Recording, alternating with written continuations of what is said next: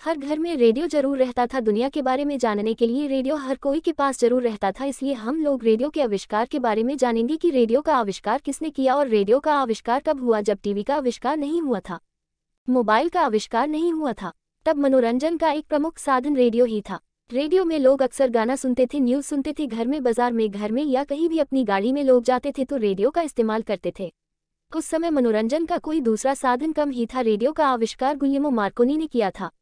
वैसे तो बहुत वैज्ञानिकों ने कोशिश किया, लेकिन गुलियर्मो मार्कोनी ने ही रेडियो का मुख्य रूप से आविष्कार किया।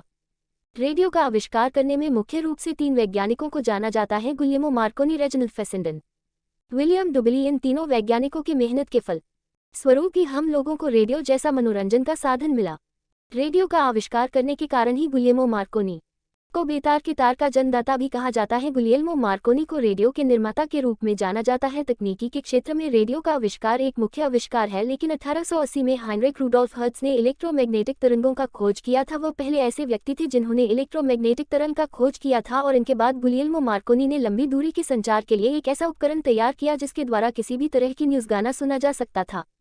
गुलियर्मो मार्कोनी ने रेडियो टेलीग्राफ का आविष्कार किया था और इसका विकास भी उन्होंने किया। रेडियो का आविष्कार कब हुआ? 1880 में इलेक्ट्रॉनिक मैग्नेटिक तरंग का पहले खोज हुआ। फिर 1890 में गुलियर्मो मार्कोनी ने रेडियो का आविष्कार किया, लेकिन उन्हें इसका पेटेंट रिकॉर्ड 1896 में मिला और उसके बाद गुलियर्मो मार्कोनी को आधिकारिक रूप से रेडियो का आविष्कार माना गया।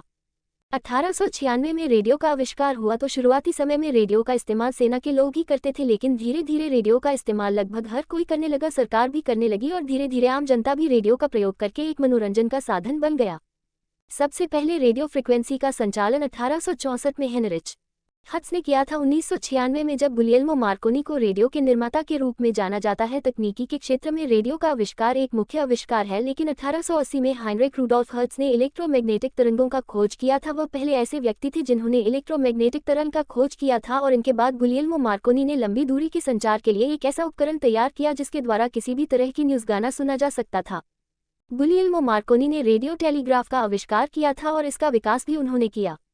मार्कोनी ने रेडियो का आविष्कार किया तो सबसे पहली बार अटलांटिक महासागर में जहाज के जो ऑफिसर थे उनको सुनाया गया था। न्यूयॉर्क शहर में 1918 में रेडियो स्टेशन सबसे पहली बार बनाया गया, लेकिन इसे इनलीगल बनाया गया था, इसलिए सरकार ने इसे बंद कर दिया। फिर कानूनी तौर पर 1920 में रेडियो स्टेशन को फिर से स्थापित किया गया। 13 फरवरी को विश्व रेडियो दिवस के रूप में मनाया जाता है। रेडियो क्या है? रेडियो एक बहुत ही महत्वपूर्ण और प्रमुख मनोरंजन का साधन है। जब टीवी और मोबाइल नहीं था तो लोगों के मनोरंजन का साधन प्रमुख रूप से रेडियो ही था। रेडियो पर लोग गाना सुनते थे, न्यूज़ सुनते थे, क्रिकेट सुनते थे और छोटे मोटे बहुत सारे प्रोग्राम सुना करते थे। रेडियो एक ऐसा टेक्नोलॉजी है जिसमें रेडियो तरंग का इस्तेमाल करके सिग्नल दिया जाता है, जिससे कि उसमें जो भी प्रोग्राम या म्यूजिक का प्रोग्राम कोई प्रोग्राम होता था तो सुन पाते हैं।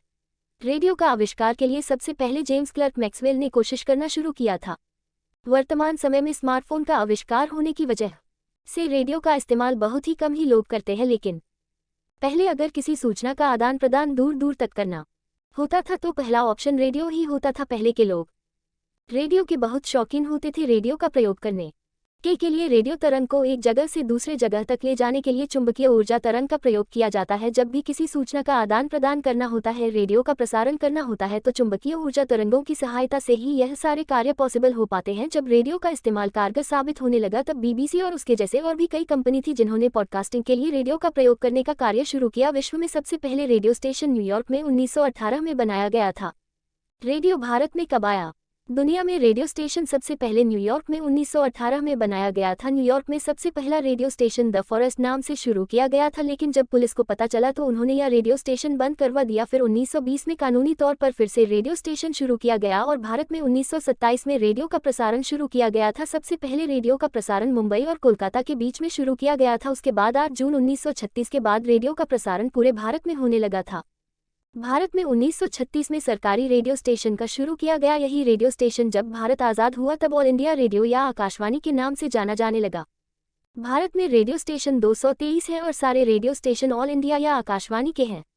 भारत में रेडियो स्टेशन जब शुरू किया गया था तो उसमें संगीत का कार्यक्रम विशेष रूप से शुरू किया गया। यह कार्यक्रम मुंबई से पुणे तक किया गया था। रेडियो के आविष्कारक गुलियर्मो मार्कोनी का जन्म इटली में हुआ था। उनके पिता का नाम गुसेप मार्कोनी था और इनकी मां का नाम सिनोरा मार्कोनी था। मार्कोनी को बचपन से ही वैज्ञानिक प्रयोगों में रुचि था। वह अक्सर अपने घर में एक प्रयोगशाला बनाए हुए थे, उसी में रहते थे, उनका खाना पीना भी उसी में चला जाता था। गुलियमो मार्कोनी जब 20 साल के थे तभी से उन्होंने रेडियो के तरंगों के विषय में जानकारी प्राप्त करने लगे थे। मार्कोनी का मृत्यु 63 साल के उम्र में हुआ। उनका मृत्यु 20 जुलाई 1937 में हुआ था, जो कि दिल का दौरा पड़ने से मृत्यु हुआ था। मार्कोनी को उनके महान आविष्कार के लिए नोबेल पुरस्कार भी मिला था। रेडियो पहले के जमाने में लोगों के जिंदगी जीने का एक हिस्सा था, उनके मनोरंजन का एक प्रमुख साधन था। रेडियो लोगों के लिए बहुत ही महत्वपूर्ण था, क्योंकि रेडियो में लोग संगीत सुना करते थे और कई तरह के प्रोग्राम भी सुना जाता था। वर्तमान समय टीवी के आने की वजह से रेडियो का महत्व कम हो गया है और वर्तमान समय में मोबाइल का आविष्कार होने से रेडियो को तो शायद लोग भूल ही गए हैं। आजकल तो रेडियो का कोई इस्तेमाल ही नहीं करता है।